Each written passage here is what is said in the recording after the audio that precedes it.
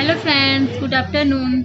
Welcome to my YouTube channel Shiv Shakti. कैसे हो आप सब? आई होप आप ठीक होंगे।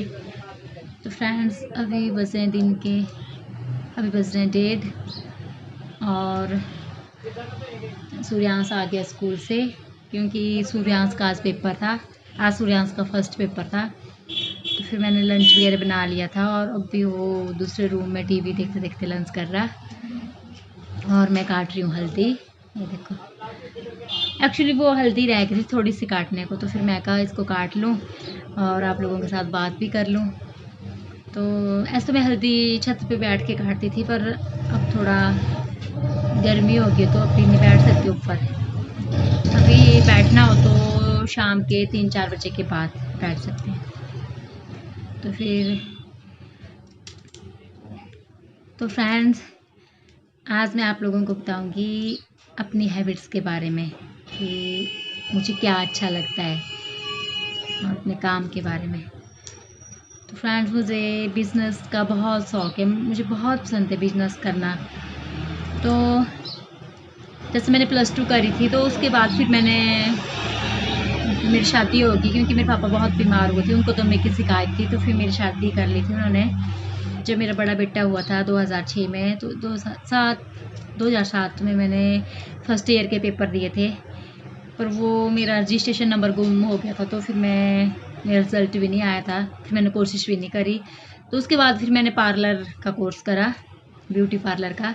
और उसके बाद मेरी एक छोटी सी शॉप थी, घर में खोली थी मैंने, गांव में। जब मैं गांव में ही रहती थी, पहले मैं बीच बीच में ही आती थी मंडी, फिर उसके बाद घर में ही रहती थी। और जब मैं बीमार होने लगी ज़्यादा जैसे, फिर मेरे को मंडी आना पड़ता था चेकअप करवाने, क्योंकि यहाँ पे हमारे बड़े हॉस्पिटल। तो फिर ये ले आए मेरे को साथ ही, तो फिर मैंने वो शॉप भी बंद कर ली। तो उसके बाद फिर मैंने जो लिफाफे होते हैं कागज़ के, वो बनाती थी मैं, फिर वो देती थी दुकानों में। फिर उसके बाद मैंने कैरी बैग का काम भी शुरू करा था, क्योंकि मेरे हस्बैंड तो जॉब करते थे, उनको तो इतना टाइम नहीं लगता था। तो फिर मैंने जैसे कैरी बैग का काम शुरू करा। जैसे वो जो एक अंकल थे, उनसे मैं माल लेती थी, और जैसे उनका माल मैंने बेचना, फिर जो मुनाफा होना वो मैं खुद को रखती थी। तो जैसे बीच में फ्रेंड्स में कुछ ना कुछ करती रहती। जब मैं बीमार हो जाती थी तो मेरे से छूट जाता था सब, और जब मैं ठीक हो जाती थी तो फिर मैं फिर से काम पे लग जाती थी। एक्चुअली मेरे को शौक था भी कुछ ना कुछ करना। जैसे काम करने को तो ऐसा कुछ नहीं, जॉब का तो मेरे को शौक नहीं था। जॉब एक्चुअली मैंने करी भी +2 ही थी। ऐसा कुछ नहीं, +2 के बाद भी भर सकते हैं टेस्ट वगैरह, तो फिर मैंने नहीं भरे ही, ना मेरे से होना था। अब इतना दिमाग भी नहीं रहा है, क्योंकि मेरा दिमाग भी बहुत कमज़ोर हो गया है। तो फिर उसके बाद मैंने मशीन लगाई 2014-15 में मैंने मशीन लगाई डिस्पोजल प्लेट की। तो मैं खुद डिस्पोजल प्लेट्स बनाती थी। जो हमारा नीचे वाला रूम था वो ग्राउंड फ्लोर पे था, और वो जो मकान मालिक थे बेचारे, वो भी बहुत अच्छे थे, तो उन्होंने मना नहीं करी। तो वो आंटी बोलते थे कि तू बहुत कोशिश करती, बहुत हिम्मत रखती, कुछ ना कुछ करती रहती। तो मेरा ये था जैसे भी अपना काम करना, फिर अपनी मार्केट बनानी। पर बीमारी ने मेरा पीछा ही नहीं छोड़ा, और नहीं, ये जो मेरे दिमाग में कीड़ा है बिजनेस का ना, इसने पीछा छोड़ा। पता नहीं क्यों, पर बहुत अच्छा लगता है मेरे को बिजनेस करना। काम करने को तो अभी भी हम किसी की शॉप में कर सकते हैं काम, जैसे कपड़ों की दुकान में लग गए, क्योंकि मंडी में तो यहाँ काम की कमी नहीं है। पर मेरे को मतलब किसी के अंडर काम करना अच्छा नहीं लगता, और ऐसे भी मेरे से काम नहीं होना, क्योंकि दूसरों के अंडर काम करना इतना ईजी भी नहीं होता, और मैं तो बीमार भी रहती हूँ। तो फ्रेंड्स, जब मेरी डिस्पोजल प्लेट मिलती थी, उसके इतने स्क्रैप निकलते थे, कम से कम 40 किलो के उसके रोल होते थे, तो मैं खुद करती थी। मेरे हस्बैंड तो बहुत डरते थे। एक संडे को बोलती थी मैं इनको काम करने को, तब भी डरते थे, बोला मेरे से नहीं होएगा। तो फिर उस टाइम मेरी सर्जरी भी हुई थी 2017 में। तो फिर मैंने डॉक्टर को पूछा था कि मैं क्या ये काम कर सकती हूँ मैं, तो फिर डॉक्टर ने मना कर दी थी कि ये डस्ट वाला काम है और इससे आपकी किडनी को प्रॉब्लम आ सकती है। तो फिर मेरे को मजबूरन वो काम बंद करना पड़ा। कोशिश तो मैंने ज़िंदगी में बहुत करी, बहुत से काम शुरू करे, कुछ ना कुछ करती रही, पर किस्मत ने थोड़ा साथ नहीं दिया। तो अभी भी मैं जैसे हल्दी ले आई हूँ, तो अभी हल्दी का काम शुरू करा। अब पता नहीं तो चलेगा नहीं चलेगा, पर कुछ ना कुछ मतलब होता है मेरे साथ, फिर छूट जाता है मेरे से काम। और इसके लिए तो मेरा बेटा भी डांटता है मेरे को बहुत, क्योंकि पता नहीं फ्रेंड्स मेरे को बहुत शौक है। जैसे मैं यूट्यूब में भी इतना सर्च मारती रहती कि बिजनेस, घर बैठे बिजनेस, तो ये बोलते मम्मा कैसा कीड़ा है आपके दिमाग में बिजनेस का। एक्चुअली फ्रेंड्स मैं हूँ लेडीज़, पर मेरे को शौक सच्ची बोल लूँ तो शौक मेरे जेंट्सों वाले हैं। ऐसा शौक था मेरा भी मैं अपना काम शुरू करूँ और मेरे नीचे जैसे भी मैं वर्कर लगाऊँ। चलो वो चीज़ें पूरी तो नहीं हो पाई, पर मेरा शौक है और ये सच है, तो मैं आप लोगों के साथ सच्ची बताऊँगी। और जैसे घर के काम होते हैं, जैसे लेडीज़ को होते हैं शौक भी, हम नए नए पकवान बनाने, ये चीज़ बनानी, वो चीज़ मेरे को बिल्कुल भी अच्छी नहीं लगती, पता नहीं क्यों। घर के काम तो चलो अब लेडीज़ हूँ तो घर के काम तो करने ही पड़ने, खाना भी बनाना पड़ना, कपड़े भी धोने पड़ने। खाना बनाने का ज़्यादा शौक नहीं है मेरे को, नई नई चीज़ें बनाने का कोई शौक नहीं, आलस करती हूँ मैं बहुत ज़्यादा। अब तो मेरी तबीयत भी नहीं रहती, गुजारे लायक ही करती हूँ मैं, ठीक। अब तो मेरी तबीयत भी नहीं रहती ठीक, मैं तो गुजारे लायक ही करती हूँ काम, पर ऐसे भी मतलब सच्ची बोल रही हूँ, मेरे ज़्यादा शौक नहीं है औरतों वाले, जेंट्स वाले शौक है। और फ्रेंड्स एक और चीज़ मेरे को अच्छा लगता है दूसरों की हेल्प करना।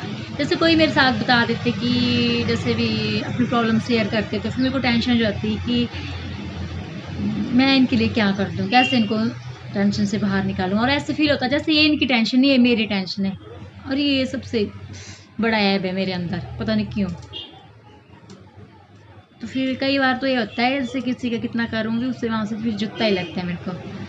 पर ये चीज़ भी है, मतलब मैं किसी को परेशान नहीं देख सकती। अगर कोई दिल से रखेगा मेरे साथ ना, वो अपनी बात शेयर करेगा, तो मैं उसके लिए फिर ऐसे सोचती हूँ भी कैसे उसको इस मुसीबत से निकालो बाहर। और ऐसा कुछ नहीं है फ्रेंड्स, मैंने बहुत टाइम देखा है, बहुत ख़राब से ख़राब टाइम भी देखा है, और परेशानी पड़ती है इंसान को तो सीखता भी बहुत कुछ है।